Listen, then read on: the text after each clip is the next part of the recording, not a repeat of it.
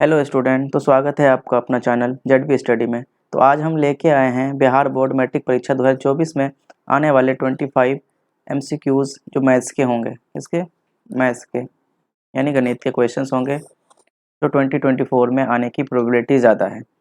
तो आप इस वीडियो को ज़रूर देखिए। तो स्टार्ट करते हैं हम आज का फर्स्ट क्वेश्चन से। तो पहला क्वेश्चन क्या है कि दो अभाज्य संख्याओं का एचसीएफ कितना होगा। दो अभाज्य संख्याओं का एचसीएफ कितना होगा। अभाज्य संख्या क्या होता है, वो संख्या जो खुद से कट जाए और 1 से कट जाए उसको अभाज्य संख्या। तो मैं जनरली कोई सा भी अभाज्य संख्या ले लेता हूँ, एक 3 और 4, इन दोनों का एचसीएफ मांग रहा है। तो 3 को कैसे लिख सकते हो, 3 × 1, 4 का 4 × 1। तो एचसीएफ के लिए क्या होता है, जो कॉमन होता है उसको उठाना पड़ता है। तो कॉमन कितना 1, तो एचसीएफ कितना हो जाएगा इसका 1। तो इसका ऑप्शन कितना है, ए। ठीक है, क्वेश्चन नंबर सेकंड।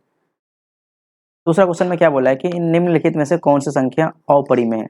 अपरिमेय संख्या वो होता है जो रूट से बाहर ना आए, जो रूट से बाहर आ जाए वो परिमेय संख्या होता है। चलो 64 का देखते हैं। 64 का तो 8 होता है, 8 एक परिमेय संख्या है, तो वैसे भी नहीं होगा। 9 का कितना आता है 3, 3 भी एक परिमेय संख्या है।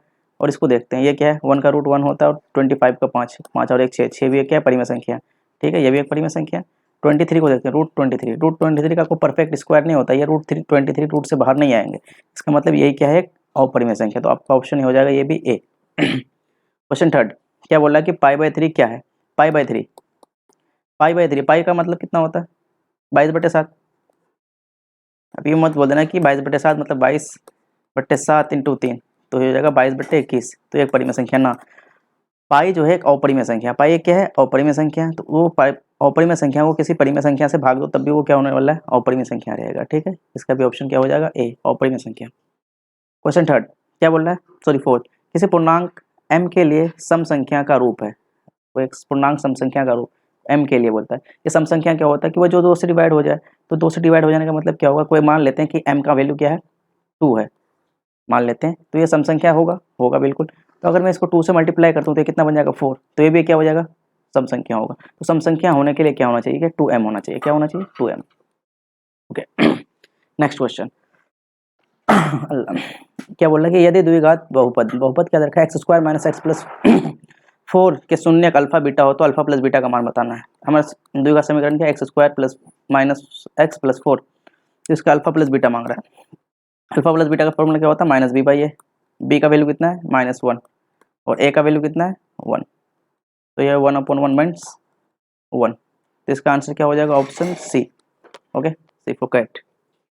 Okay, next question. यदि अल्फा और बीटा द्विघात बहुपद x² + 2x + 3 का मूल है तो 1/α + 1/बीटा का वैल्यू क्या होगा। चलो 1/α + 1/बीटा, इसकी वैल्यू मांग रही है। तो अल्फा प्लस बीटा, इसका एलसीएम ले लेते हैं। तो यहाँ हो जाएगा अल्फा प्लस बीटा। तो अल्फा प्लस बीटा का वैल्यू क्या होगा, -b/a, और ये कितना हो जाएगा c/a। तो ए से ए कैंसर। ओके, तो हो जाएगा -b/c। तो -b माइनस, और b के जगह कितना है 2, और c के जगह कितना है 3, -2/3। कौन सा ऑप्शन है, ऑप्शन बी। ओके, नेक्स्ट क्या बोल रहा है कि ये यदि किसी बाह्य बिंदु से किसी वृत्त पर खींची गई दोनों स्पर्श रेखाओं की लंबाइयां में कौन सा संबंध है। ये वैसा है, कुछ एक वृत्त है, देखो एक बाह्य बिंदु, अगर यहाँ से एक स्पर्श रेखा यूं खींचा और एक ये खींचा तो क्या होता है कि आप ये थ्योरम पढ़े होगे 10.2। तो ये दोनों स्पर्श रेखा क्या होता है, आपस में समान होते हैं। ये दोनों क्या होते हैं, बराबर होते हैं। तो इसका ऑप्शन क्या हो जाएगा, समान। Okay, next. 8 सेंटीमीटर त्रिज्या से वृत्त पर दो समांतर स्पर्श रेखाओं के बीच की दूरी क्या होगी। देखो क्या बोल रहा है कि एक कोई वृत्त है, उसकी त्रिज्या कितना दे रखा है, 8। ठीक है, तो क्या बोला कि 8 सेंटीमीटर त्रिज्या से वृत्त पर दो समांतर स्पर्श रेखा। अच्छा, दो समांतर स्पर्श रेखा, तो एक मिनट पेन चेंज कर लो। एक स्पर्श रेखा आपका ये है और एक स्पर्श रेखा ये है।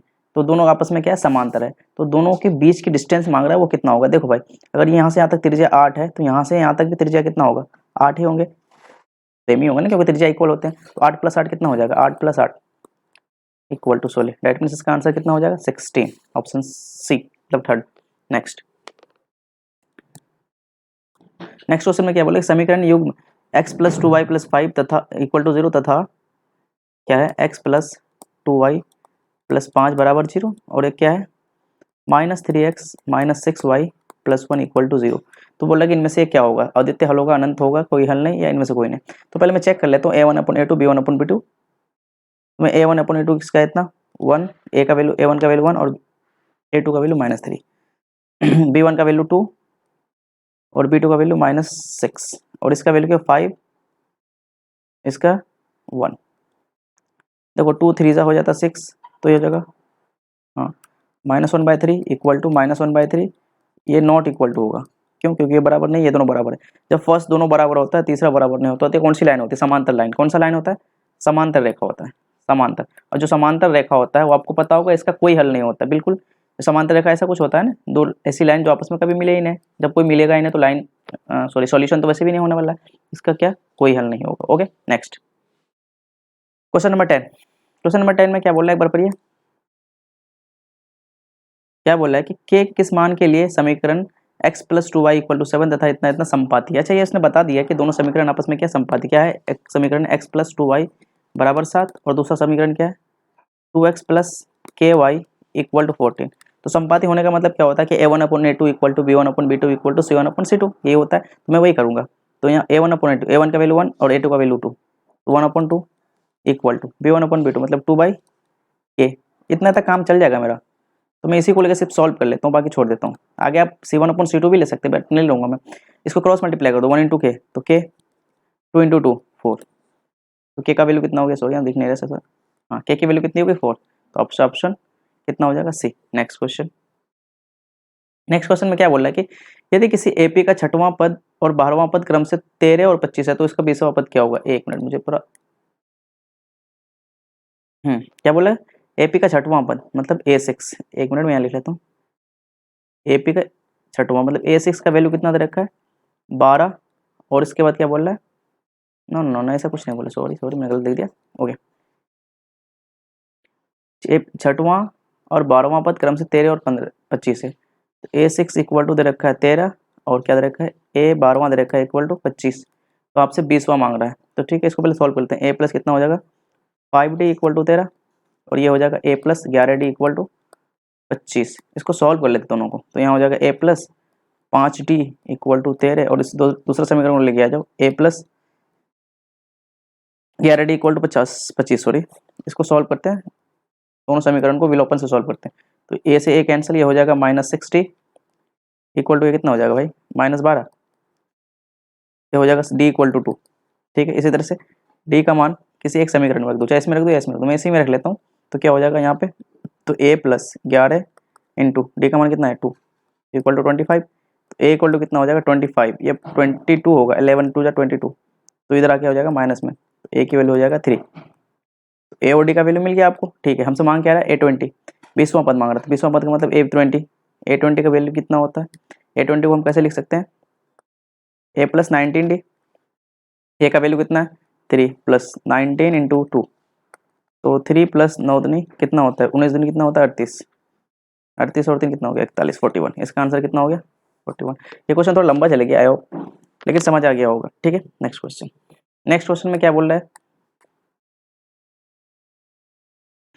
एक संभव त्रिभुज ABC में एक भुजा 12 सेंटीमीटर है तो उसकी ऊंचाई क्या होता है। अच्छा एक संभव त्रिभुज का जो ऊंचाई का फॉर्मूला होता है हाइट, क्या बोलते हैं संभव त्रिभुज ABC की एक भुजा इतना है, तो संभव त्रिभुज का जो हाइट होता है ऊंचाई होता है क्या होता है ऊंचाई बराबर इसका संभव त्रिभुज का होता है √3/2 इंटू ए। ये फॉर्मूला होता है आपको याद रखना पड़ेगा। √3/2 इंटू ए क्या है भुजा है, या इंटू √3/2 इंटू भुजा भी बोल सकते हो। तो √3/2 भुजा कितना दे रखा है आपको 12 सेंटीमीटर, तो यहाँ 12 हो गया, तो 2 छके 12, तो कितना हो जाएगा 6√3। अब सेंटीमीटर है तो सेंटीमीटर में ही होंगे आंसर। 6√3 कौन सा आंसर है ऑप्शन बी 6√3। तो नेक्स्ट क्वेश्चन क्या बोला है कि यदि 3α = 90 क्या दे रखा है 3α = 90 दे रखा है, तो हमसे मांग रहा है कि sin α = व्हाट। तो 3α तो अल्फा इक्वल टू कितना हो जाएगा 90/3, तो अल्फा इक्वल टू हो जाएगा 30। इसका मतलब क्या होगा भाई साइन अल्फा, अल्फा की जगह 30 रख दो। sin 30 का वैल्यू तो पता ही होगा यार, इतना इजी क्वेश्चन तो 1/2। sin 30 का कितना होता है 1/2, बिल्कुल राइट।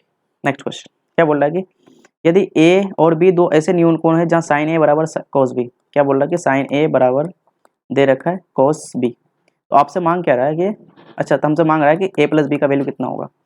अब एक देखिए, अब जब टेबल याद किए होंगे सारणी 8.1, तो वहाँ पता होगा कि साइन और कॉस की वैल्यू कब बराबर होते हैं। साइन और कॉस की वैल्यू कब बराबर होते हैं, जब दोनों 45 डिग्री में होते हैं। साइन 45 का वैल्यू भी 1/√2 और कॉस 45 का भी 1/√2। तो इसका मतलब यहाँ ए का वैल्यू कितना होगा 45 और बी का वैल्यू भी कितना होगा 45, क्योंकि 45 पे दोनों बराबर होते हैं भाई। और कोई सा भी ऐसी कंडीशन नहीं है जहाँ बराबर होता है।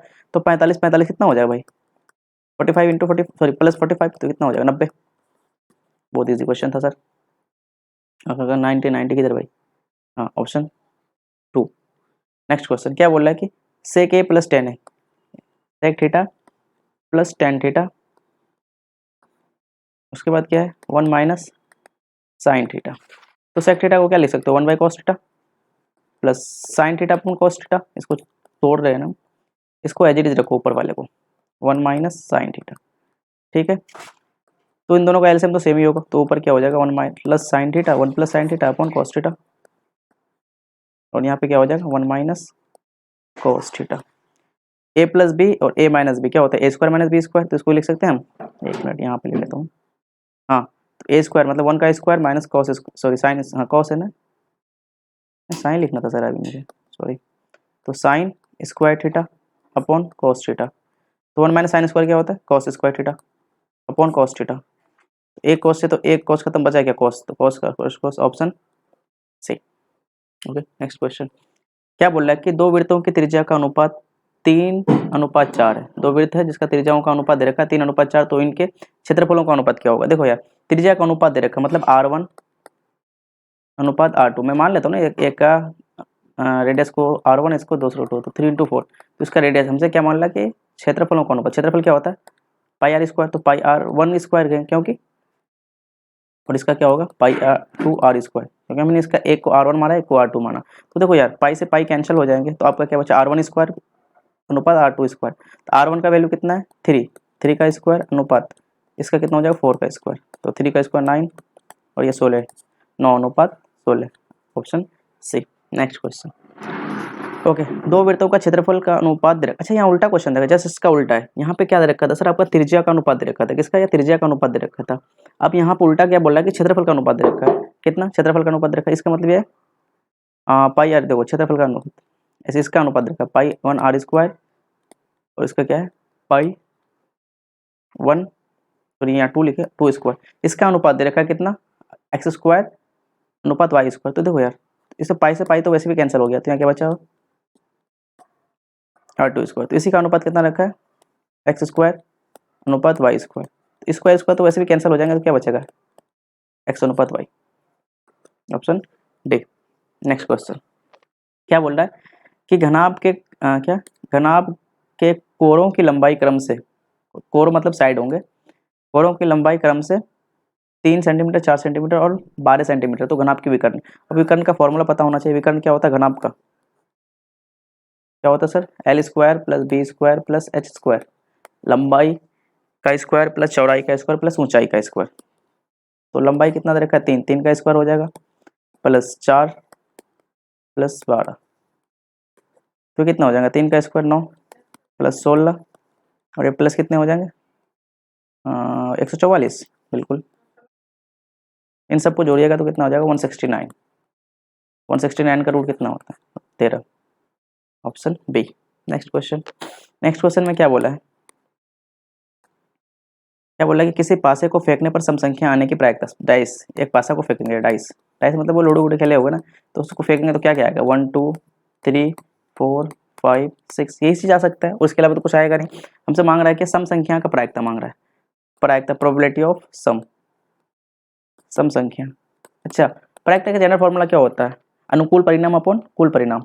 कुल परिणाम कितना है, अनुकूल ऊपर होता है और कुल नीचे होता है, 1 2 3 6 6। अनुकूल परिणाम क्या है, हमें मांग रहा है सम संख्या। सम संख्या कौन कौन है यहाँ पे 2 4 और 6, कितना हो गया 1 2 3, तो 3/6। 3/6 का मतलब कितना होता है 3 एकम 3 3 दूनी 6, तो 1/2, ऑप्शन। सॉरी यहाँ पे गलत है, किसी एक को सही कर लो, ऑप्शन इसी को कर लेता हूँ 1/2 को कर लेता हूँ, और 1/3 आंसर 1/2, 2 तो दे ही नहीं रखा ना यार, ऑप्शन एक ही कर लो 5 कर लेता हूँ 1/2, इसका आंसर ये सही हो जाएंगे। ओके नेक्स्ट क्वेश्चन क्या बोल रहा है कि किस घटना ए के घटित होने की प्रायिकता पी ऑफ ई तो निम्नलिखित में से कौन सा सही है। कोई घटना, देखो प्रायिकता का मिनिमम मान कितना होता है 0 और मैक्सिमम 1। तो इसको हम समझ प्रायिकता जो होगा हमारा लेस एन इक्वल टू होता है वो 1 के और ग्रेटर एन इक्वल टू होता है 0 के। तो आपका ऑप्शन इससे हिसाब से option D. Okay, next question क्या बोला कि यदि 6 8 9 6 8 9 x इतना इतना का माध्य 10 रखो तो x का मान क्या होता है? माध्य क्या होता है भाई? जितनी भी संख्या होता है सबको जोड़ दो, 6 plus 8 plus 9 plus sorry x plus 13 और जितना संख्या उतने से भाग दे देते हैं। कितना 1 2 3 4 5 5 तो 5 से भाग देंगे इक्वल टू कितना देखा ये 10 10 5 उधर जाके 50 हो जाएगा। 6 और 8 कितना हो गया 14 14 27 27 और 9 3 27 और 9 कितना 36 हो जाएगा। 36 प्लस एक्स और ये 5 उधर जाएगा 50 बन जाएगा। तो x इक्वल टू कितना हो जाएगा 50 माइनस 36 डेट में से कितना हो जाएगा 14। ओके, नेक्स्ट क्वेश्चन क्या बोल रहा है कि यदि माध्य माध्यिका और बहुलक दे रखा है तो इसका कौन सा संबंध से होगा? अच्छा फॉर्मूला होता है क्या, माध्य बराबर हो जाता है माध्य बराबर माध्य माइनस बहुलक, बहुलक बराबर होता है 3 माध्य माइनस हो जाता है माध्यिका या माध्यक। ठीक है, यही फॉर्मूला होता है। तो माध्य कितना दे रखा है सर x माइनस बहुलक कितना है, बहुलक की वैल्यू कितनी z, तो x minus Z equal to 3। फिर माध्य x माइनस बहुल माध्य कितना है, माध्य कितना है y। तो देखो ये वाला रिलेशन किस में आ रहा है, ऑप्शन आपका बी में आ रहा है, बिल्कुल ठीक है। नेक्स्ट क्वेश्चन, नेक्स्ट क्वेश्चन में क्या बोला कि यदि द्विघात समीकरण इतना इतना का मूल बराबर है तो पी का मान, मूल बराबर होता है, मूल जब बराबर होता है तो क्या होता है डी बराबर 0, मूल समान मतलब डी बराबर 0। तो इसका फॉर्मूला क्या होता है बी स्क्वायर माइनस 4ac बराबर 0। बी स्क्वायर, बी की वैल्यू कितना है पी, तो पी का स्क्वायर माइनस 4, ए का मान कितना है 1 और सी का मान कितना है 4 equal to 0। P square minus 16 हो जाएंगे इक्वल टू 0। तो पी स्क्वायर इक्वल टू कितना हो जाएगा 16 इधर आके, तो पी बराबर कितना हो जाएगा 16, प्लस माइनस में आएंगे क्योंकि स्क्वायर जब इधर जाएगा तो प्लस माइनस में आते हैं। तो पी बराबर कितना हो जाएगा प्लस माइनस 4, ऑप्शन कितना है बी। नेक्स्ट क्वेश्चन क्या बोले यदि किसी एपी का सामान्य पद कितना दे रखा है, ये इतना दे रखा है मतलब ए एन का मान दे रखा है आपको कितना 3n प्लस 5। तो इसका सारवंतर निकालना, सारवंतर निकालने के लिए पहले n की जगह एक बार 1 पुट कर लीजिए आप, तो a1 आ जाएगा 3 इंटू 1 प्लस 5 तो कितना हो जाएगा यार 8 और a2 कितना होगा 3 इंटू 2 प्लस 5 ये कितना हो जाएगा 6 6 5 कितना हो जाता है 6 5 13 हाँ। तो अब हो गया ना डी निकालना है, तो डी निकालने के लिए a2 माइनस a1, तो a2 कितना 11 है माइनस 8 कितना हो जाएगा ये 3 8 हाँ 3 11 माइनस 8 इक्वल टू 3। ठीक है, ऑप्शन सी। नेक्स्ट क्वेश्चन हम चलते हैं। अगला क्वेश्चन क्या है, इतना इतना इसको तो पढ़ना है वैसे भी नहीं। Sine theta equal to Y क्या दे रखा है, sine theta equal to Y, तो कॉस थीटा का मान मांग रहा है हमसे, क्या मांग रहा है कॉस थीटा। ठीक है, साइन थीटा का फॉर्मूला क्या होता है पी बाई एच, क्या होता है भाई ये सम पीपल है। तो पी का मान कितना है वाई और एच का मान कितना है 1। तो हमें यहाँ से क्या निकालना बी, तो एच स्क्वायर क्या होता है formula H square equal to P square plus B square. तो हमें एच की वैल्यू दे रखी है कितना 1 इक्वल टू पी कितना दे रखा है वाई स्क्वायर, वाई होगा प्लस बी स्क्वायर। तो यहाँ से बी स्क्वायर इक्वल टू कितना हो जाएगा 1 माइनस वाई स्क्वायर। तो बी इक्वल टू कितना हो जाएगा under root 1 minus Y square. Okay, अब कॉस का फॉर्मूला क्या होता है बी बाई एच, बी का फॉर्मूला क्या है भाई under root 1 minus Y square, और एच कितना है एच एच एच 1, तो ये हो जाएगा under root 1 minus Y square. कौन सा ऑप्शन है under root 1 minus Y square, ये वाला ऑप्शन सी। ठीक है, नेक्स्ट क्वेश्चन 25 आज का ये लास्ट क्वेश्चन है। ओके, क्या बोल रहा है कि यदि ए इक्वल टू कितना दे रखा है, एक मिनट में पेन चेंज कर लूँ, वेट हाँ, क्या दे रखा है ए इक्वल टू कितना दे रखा है 2 पे ओवर 3 5 इंटू 3 और बी इक्वल टू कितना दे रखा है 2 पे ओवर 4 5 इंटू 7। तो हमें इसका क्या निकालना है एलसीएम निकालना है। एलसीएम के लिए क्या करना होता है सर, जो मैक्सिमम पावर होता है उसको उठाते हैं। देखो 2 पे ओवर 3 है और 2 पे ओवर 4, तो दोनों में से किसको लेंगे इसको लेंगे, 2 पे ओवर 4 हो जाएगा इंटू 5 5 दोनों एक बार है तो किसी को ले लो। अब 3 इसमें 3 इनमें, तो लेना तो जरूरी है, 7 इसमें नहीं तो इसको ले लेंगे। तो 2 पे ओवर 4 का मतलब कितना होता है 16 इंटू 5 इंटू 3 इंटू 7। तो इन सबको जब मल्टीप्लाई करोगे ना आपका आंसर ये आ जाएगा 1680। कितना आएगा 1680। आई होप आपको यहाँ तक समझ आया होगा।